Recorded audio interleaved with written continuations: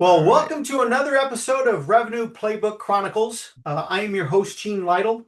We have a very special guest today. It's Mark Hall over at Exeter Sports. Hi, welcome, and how are you doing today, sir? I'm doing great, Gene, and just looking forward to catching up. It's been a while. Thanks for having me. Yes, we might let our listeners know that we've known each other, what, 15, 16 years roughly, somewhere in there? And it seems like we live really, really close, but we don't talk. No, I think we met when we were 15, right? There you go. That's what it is. And we're only 29 now, right? Yeah. Well, perfect. So before we go further, I just want to frame the call. And it's great having you here today. But before we dive in, we'll start a little bit with your background and the industry trends that you're seeing. And then we'll discuss current challenges or wins that's going on, where you see yourself in the next 6 to 12 months. And then we'll wrap up with a message that you might want to give to yours and my audiences. Fair enough? It'd probably take 30 to 40 minutes. Does that sound good? Yeah, that's great. Perfect. So, Mark, so I know a little bit of your background and I see some of your posts that you're doing on TikTok and things like that. And before you get into that, I'd like to find out, how did this all get started for you? If you can give us a little bit of scenario where you started and then where you're at now. Well, I started as an entrepreneur. I'm embarrassed to say because it's going to ruin our age theory we're Oh, working on. But no. about 35 years, I've been on my own. I've been an entrepreneur and I've done a little bit of everything. But I shifted into this Exeter sport about a year and a half ago. We were looking at you speak of trends, and while we love the hobbies and we love remote control cars, which is what we did here primarily, we wanted to expand our reach. And a lot of our local youth is really sports oriented. Our families really enjoy sports around this area. It's a beautiful place we live, so we like to get outside. And so I saw a need for having a location to do either private trainings or to run practices when the weather is adverse. So I saw a need. I decided to convert our facility over and make it dual purpose. So we're still a hobby shop, we're still a racetrack, but we are now providing a facility for both baseball, softball, and soccer teams. Very nice. Now you have two children, Lily and Ethan. Are they doing the sports also? And that's kind of what helped me realize the need because my both my kids play competitive soccer, and when it rained, we were bummed, and we might, or if it was 105, we were not allowed to practice outside, and now we don't have that edge on the team coming up on that following weekend that might not have that same restriction or that same weather. So that is one of the reasons. It was my family's interest, but also having those connections and the understanding of the industry that helped me get into the sports. Very nice. Now, how old is Ethan now? I haven't seen him for a while. He's probably tall as you now. He's 13, and so he's in seventh grade, and Lily is 11 in fifth grade. I just got report cards, straight A's. So I Very don't know. nice. I'm not sure they're my kids, but I'll take Well, them. but you can claim him as a proud papa, no doubt. Right. I'm very proud. They're great Cool. kids. So, share a little bit about your role, how it fits in the bigger picture of Exeter Sports, and then what does a typical day look like for you? So this was my idea, and I put a lot of effort into the conversion. I asked a lot of friends, I asked a lot of local businesses to help. But Shay continued to maintain the hobby shop, the birthday parties, all those things that we did. But I've slowly integrated her into the day to day. We both spend a lot of time looking at the calendar, preparing the field. So we have to convert them. A soccer field gets soccer nets pulled out. We have a cool ball launcher. We get that prepared. If it's a baseball team, they're going to use the infield, so they want it completely open. They're going to use the batting cage, so we get the pitching machine going. So the day to day is looking at the calendar and then preparing the fields for whatever type of sport team is going to be here that evening. Nice. So, any given time, I could walk in and the whole place looks totally different. It could be a racetrack, it could be a soccer field or a baseball infield. Nice. Or I've had cheerleading here. It was so great. There was a big cheerleading competition in Visalia, and it was raining. And the local team didn't have anywhere to practice for their competition. And she put out on the internet, and she told me she prayed. And somebody said, go to Exeter Sports. So on a Friday night, we had a cheerleading team in here practicing preparing for their competition. So Very you never know what's nice. going to go on in here. No doubt. Now, I also remember seeing some of your posts that you have some gaming of some sort, and the thing that I'm really interested in is the 3D printing. Tell us a little bit about Right. those. So the gaming you're referring to is a new game, or not new, it's new to us. It's about a 50-year-old game, tabletop game called Warhammer. And because we have so much space, we're able to really open up this facility to anything. And so that's a game that's played many times a month here. We've had as many as 28 guys come here and play that game. It's played on tabletops. And then we've had a craft fair here on the soccer field. It's just grass. So you could set up almost anything.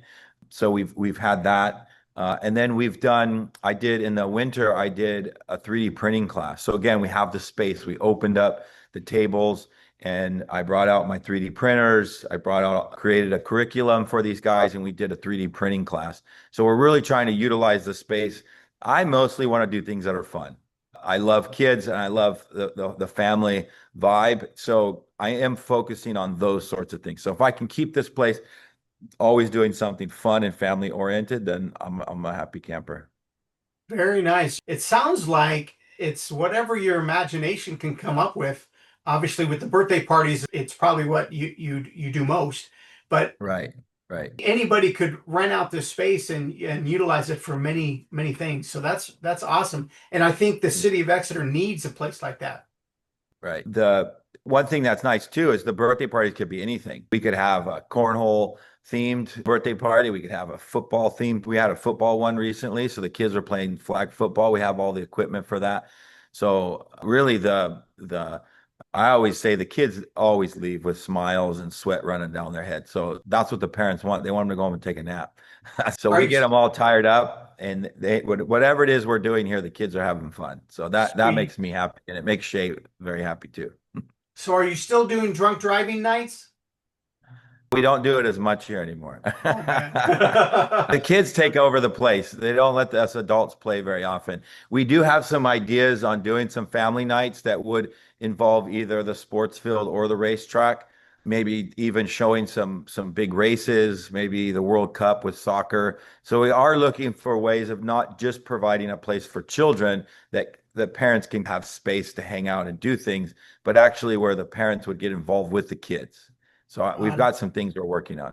Nice. So I'm noticing in the background, you got a little friend over there. What's going on over there? Yeah, that's my 80-pound best friend right there. His name's Gunner. He's a almost 8-year old golden doodle, Oh my and gosh.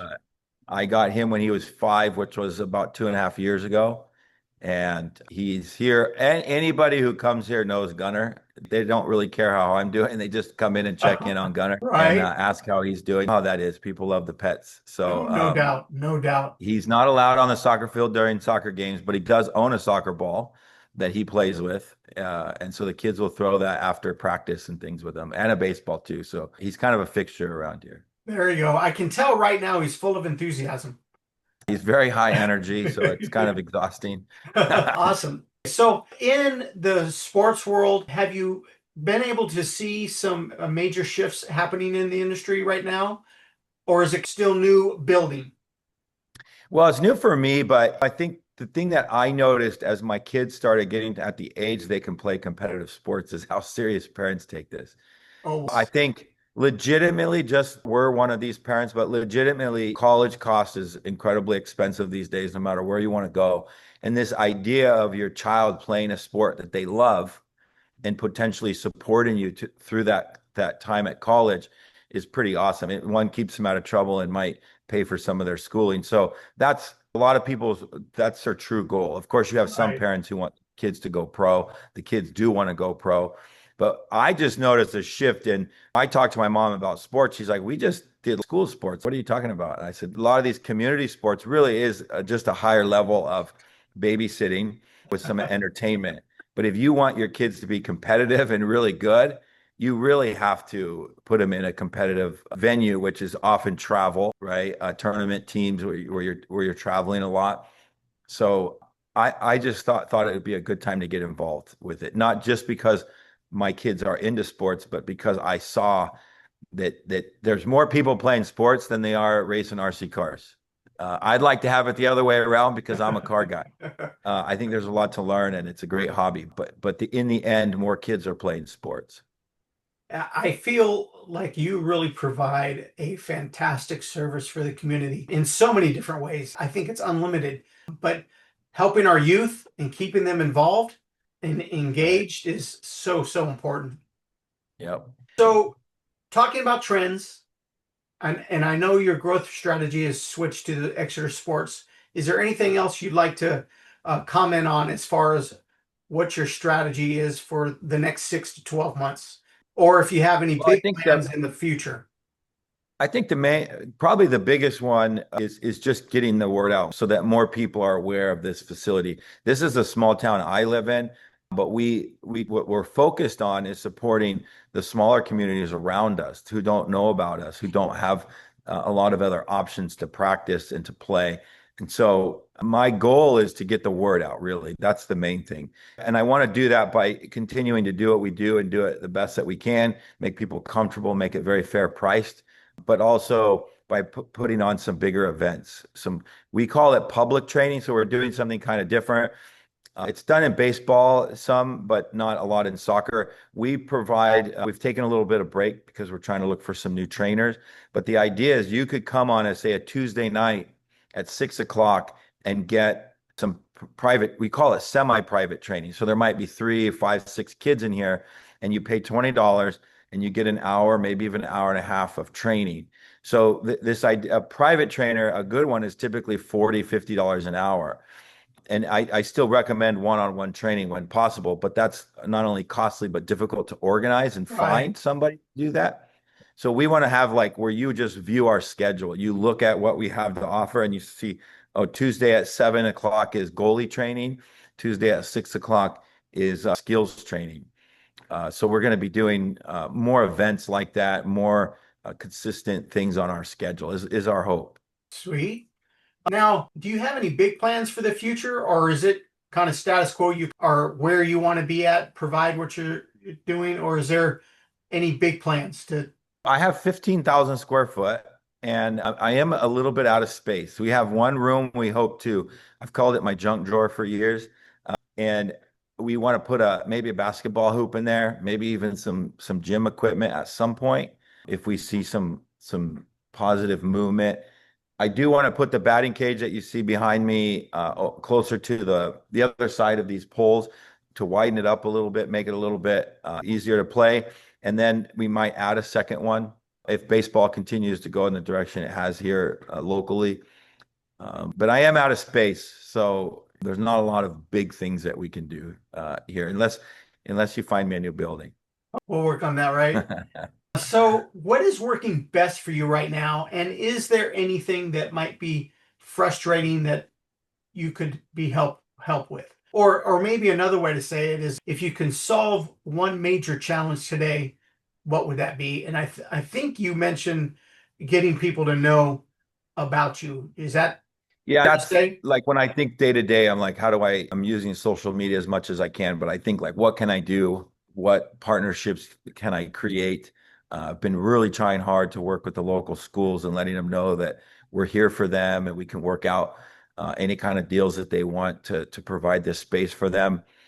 But besides that, I feel like we do a really good job. I hope that I can continue to keep our prices below what is typical in either Visalia or other larger cities. But I do want to make it easier. We have an online booking system that we use. It's not perfect, but it's about a fourth of what all the other systems cost.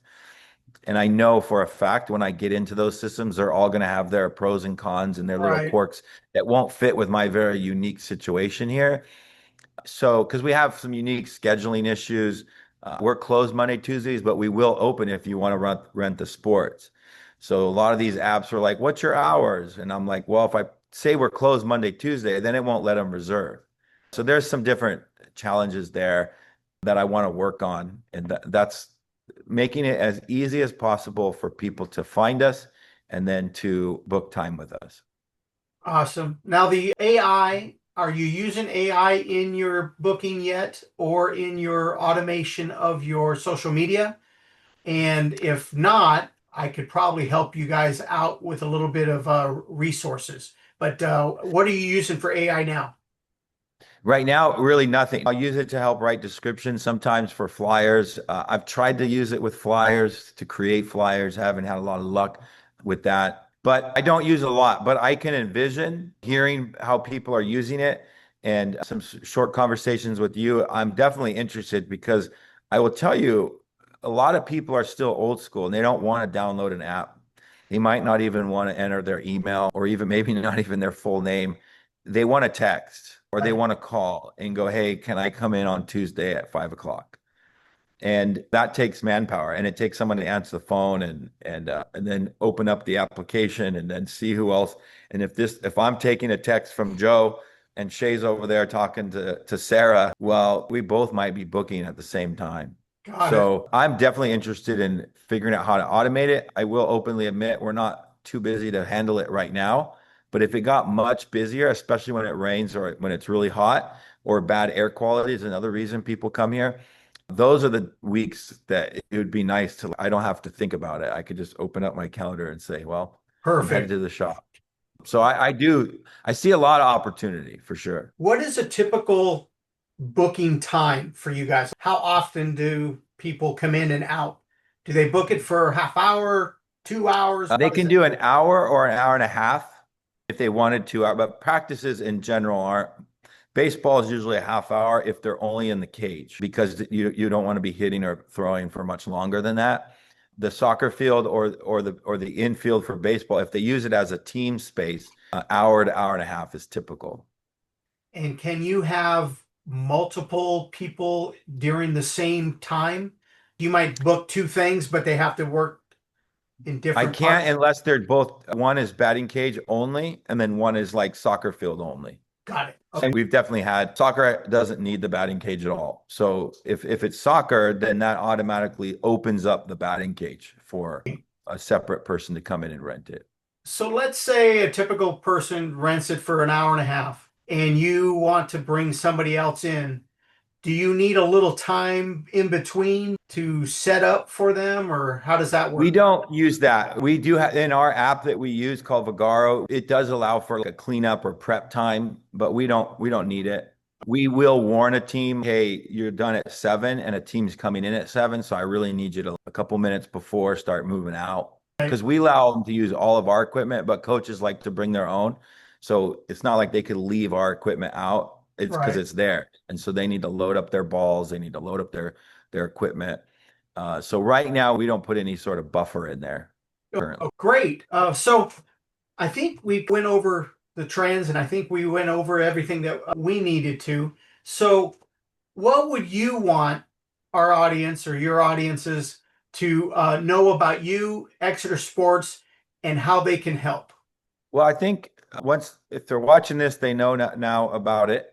But I'd like, I think when people come here, it's so great because they immediately enjoy it. They like that it's family friendly. When you have siblings who aren't playing, they can play all of our games, our video games, our basketball games, our light game. Everything is open to the public. Even if you just come in here to see the place, you're welcome to play cornhole. All of our games are open. So once they get here, I would love to find a way of sharing that with people. The heaters are on, the swamp coolers are on, the fans are running. So it's a great place for parents to hang out and watch their kids. And so I think getting the word out that the type of place this is, it isn't a traditional gym. It's not a traditional rent this square and then you go to this square and then everyone else has to leave. There's a place for them to hang out. We have a snack bar. So those are the things that I would like people to know. And it is a very fair price. And when teams want to come consistently or a trainer wants to come consistently, we provide discounts for pre-purchasing a bulk amount of time. So we'd like people to know that we're negotiable. If it's a sports team and they want to have a party here, our birthday parties are one price, but a sports team party is less because it's part of what we're trying to do here. And we know that the team party generally doesn't have a budget to rent a space. Right. They go to someone's backyard or whatever it is. So we want them to know that we can make it affordable. So that's a lot of people still think of us as the hobby shop. And so we want people to know that we're doing a whole lot more. Got it. So I know what I'd like to do is at the end of this video, I'd like to maybe put up whether it's a price list or follow-up information, how to get a hold of you. But for right now, could you tell us how to get a hold of you, where to find you, so we have that on camera? So currently our website is exeterhobbies.com still. There is a sports button you can click.